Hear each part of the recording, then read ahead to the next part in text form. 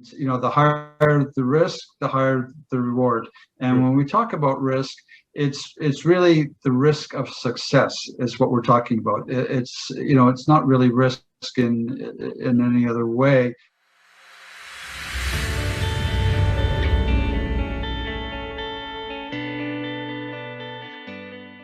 Hello, everybody. We have Bob Archer, who is the CEO of Newrange Gold.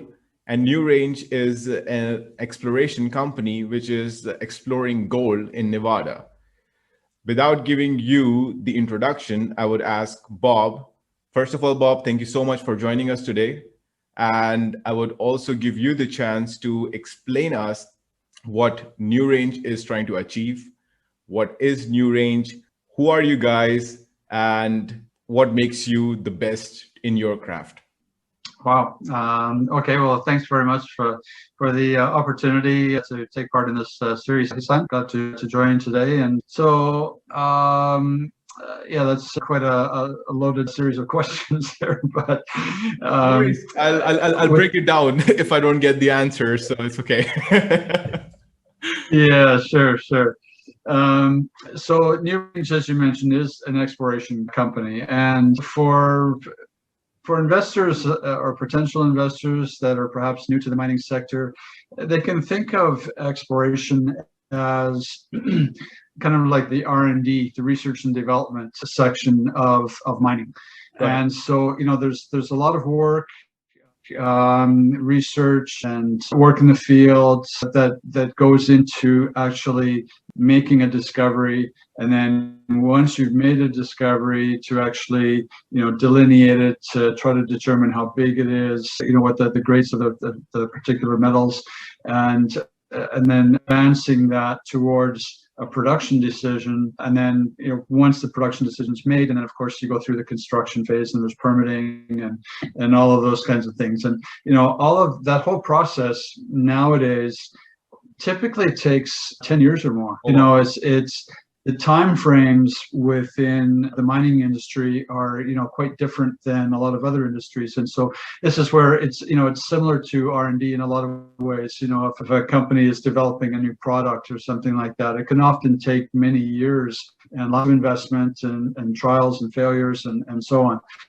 on. But as with any sort of an R&D approach, yep, the key really is the people behind it. They have to be properly trained, and with experience, they have to understand how to put together a program and then execute on that program, interpret the results, and then take those results and then go back and change something or take a different approach, or if they're positive, then you keep following along that particular track. So from a very sort of a non-technical high level perspective, that's largely what exploration does in the mining sector. And to make it worthwhile for the people involved and investors, shareholders, and of course we like to think that management of a company are also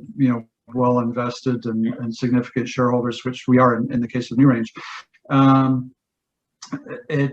You want to make initial discovery significant enough to really make a difference. If you just find something small that nobody's going to care about, and maybe it's small to even go into production, then it's not going to have any impact on the share price. And I mean, let's face it, everybody invests in the stock market with only one reason, and that's to make money.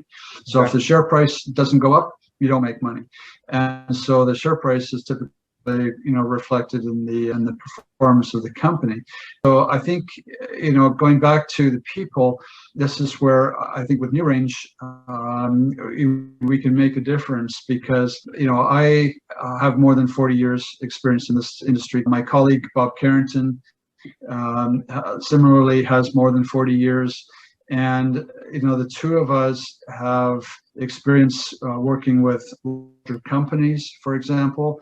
And with a large company, they're looking, they need to be looking for large deposits. The term world class is overused in this industry, but for a large company, they need to be looking for something that is big enough to have an impact on their bottom line. So this is very interesting, because for all our viewers and for myself as well, sitting here in Munich, you mentioned one thing which I haven't heard much, that it's more like an R&D department of any corporation. So we can also see that it can be similar to BMW here, Daimler, Audi.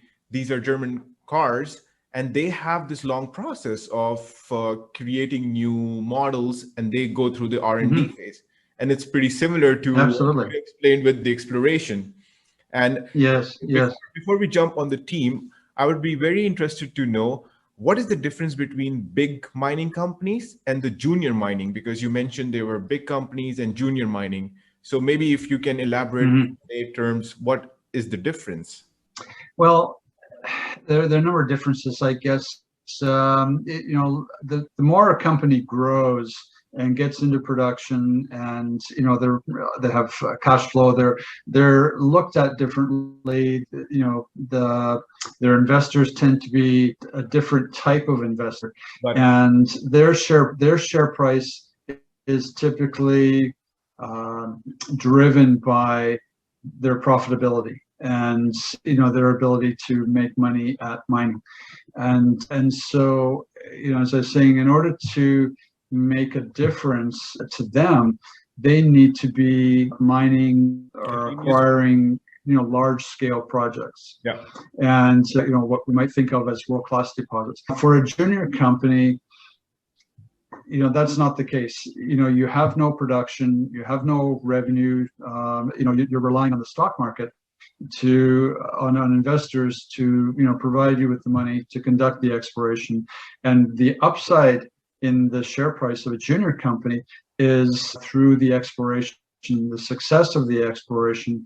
And should you be successful and make a discovery, just like with R&D, if you're a drug company, for example, and you suddenly make a discovery in the lab where you found a cure for cancer, you can imagine what the impact of that would be on that particular company's share price. It would be huge. We saw that here in Germany with the BioNTech that they produced together with Pfizer, the vaccine. Right. And it was like comparatively, it was a small company, and now it's a huge billion-dollar brand because of their R&D, exploration. Exactly. What we get from here is that it's very important, and the companies doing that are doing a very important role of, I think, finding new mines to be mined, if I'm not wrong, right? Yeah, no, that's absolutely right. And for shareholders and potential investors looking at companies, this is where they need to look at the, we talk about the risk reward ratio, and the higher the risk, the higher the reward.